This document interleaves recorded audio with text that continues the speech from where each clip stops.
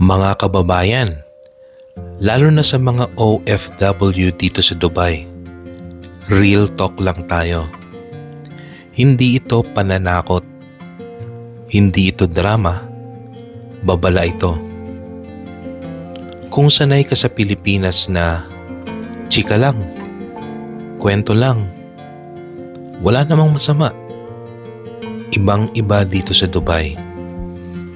Dito, ang tsismis pwedeng ikakulong, pwedeng ikakadeport, at pwedeng ikasira ng buhay mo.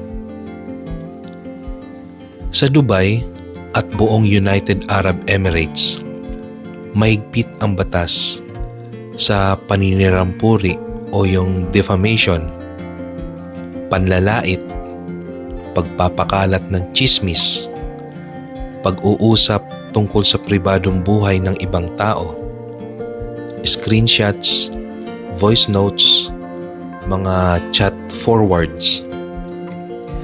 Kahit group chat lang yan, kahit close friends, kahit wala namang masamang intensyon, pwede yan gamitin laban sa'yo.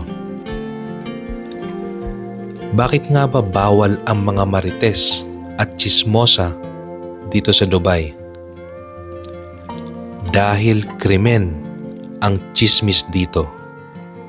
Oo, kriminal. Kapag nagsabi ka ng, alam mo ba sa ganito? Or may kabit daw si ano? Nagnakaw daw yung amo niya? O yung illegal daw yung trabaho niya? At kung ano-ano pa? Kahit daw, kahit sabi-sabi, ikaw ang mananagot pag may nagreklamo. Kahit sa chat lang, may ebidensya. Sa Pilipinas, madalas nabubura.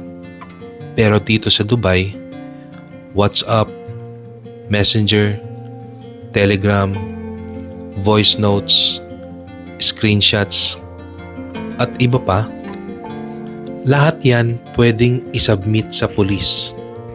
At oo, kahit delete mo na, kaya pa ring ma-recover. Walang pili-pili ang batas dito. OFW ka man, kababayan, kaibigan, matagal o bago lang sa Dubai.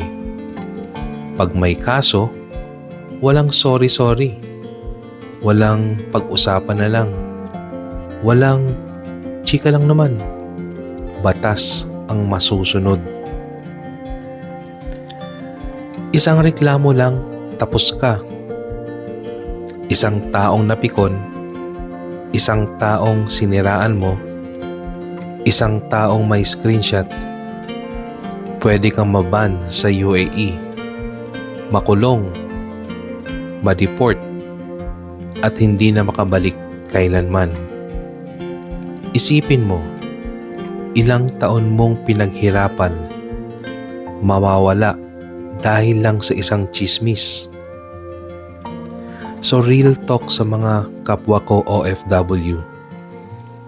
Alam kong malungkot minsan, homesick, stress sa trabaho, gusto lang may kausap, pero hindi solusyon ang paninira sa kapwa. Hindi ka gagaan, mas lalo ka lang malulubog. Kaya dapat itigil na, ngayon na, ang pakikialam sa buhay ng iba. Yung pagsali sa toxic na group chat, pag-forward ng tsismis, pagtawa sa paninira, at iwasan na rin yung safe naman dito mentality. Walang safe pagbatas ang kalaban mo. So, ano nga ba dapat gawin ng isang matalinong OFW? Manahimik na lang kung walang mabuting sasabihin. Umiwas sa tsismosa at marites. I-mute o umalis sa toxic na group chat. Mag-focus ka na lang sa trabaho at goals Alalahanin mo kung bakit ka nag-abroad. Tandaan mo ito, hindi lahat ng alam mo kailangan mong sabihin. Hindi lahat ng chika kailangan mong pakinggan. At hindi lahat ng kaibigan ligtas ka. Sa Dubai, ang dila at daliri sa chat ang pwedeng ikasira ng kinabukasan mo. So ang mensahe ko sa mga kapwa ko OFW, nagpunta tayo dito para magtrabaho, mag-ipon, magtaguyod ng pamilya, bumuo ng pangarap, hindi para makulong, ma-deport o masira ang buhay dahil sa chismis. So paano nga ba maiwasan maging marites sa Dubai? Una, matutong manahimik. Hindi lahat kailangang i-comment. Real talk lang. Kung wala kang personal na kinalaman, manahimik ka na lang. Tanungin mo ang sarili mo bago ka magsalita. Totoo ba ito? Makakatulong ba to? Legal ba ito? May ebidensya ba ako? Kung hindi sigurado, itikom ang bibig. Pangalawa, umalis ka na sa toxic na group chat. Hindi ka obligadong manatili sa group chat na panay chismis at panay siraan. Sa Dubai, ang group chat ay pwedeng ebidensya. Ang joke ngayon pwede maging kaso bukas. So, i-mute, i-archive, leave quietly. Hindi ka bastos. Kung umalis ka, matalino ka.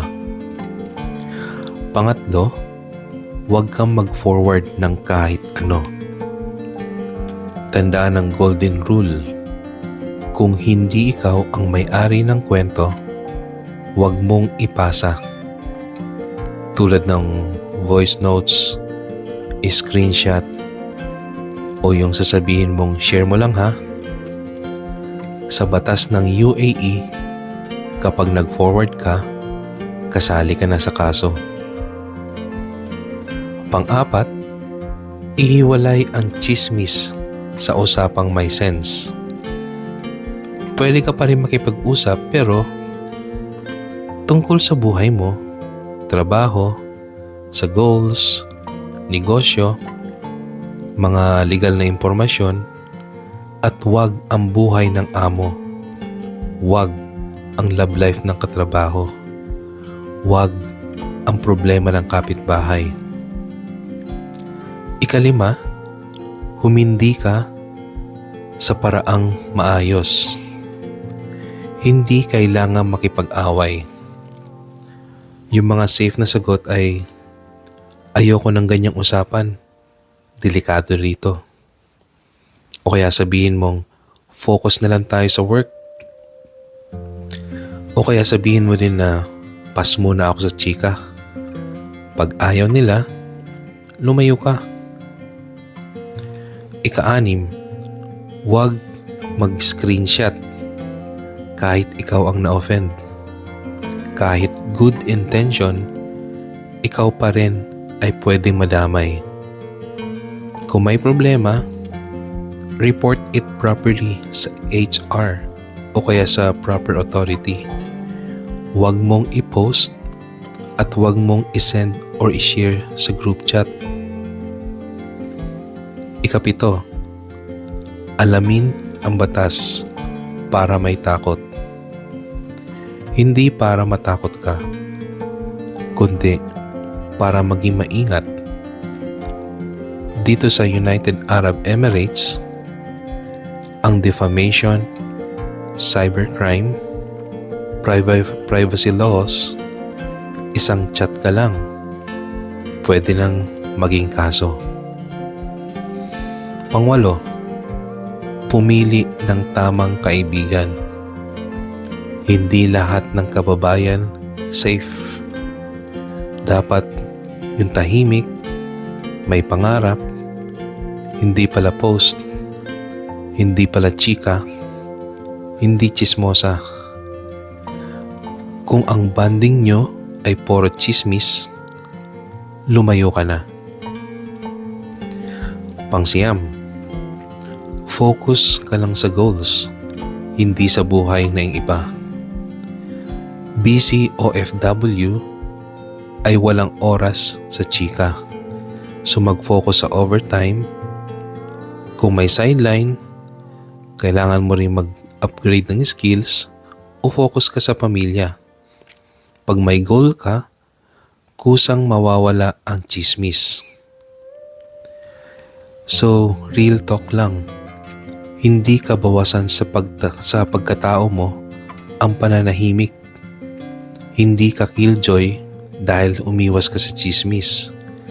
At hindi ka mahina dahil pinili mong protektahan ang sarili mo. Sa Dubai, ang tahimik na tao ay tumatagal. Pero ang marites, maikli at nagiging kwento. So, reality check. Hindi ka nagpunta sa Dubai para makipagchismisan. Nagpunta ka dito para sa pamilya mo, para sa pangarap mo.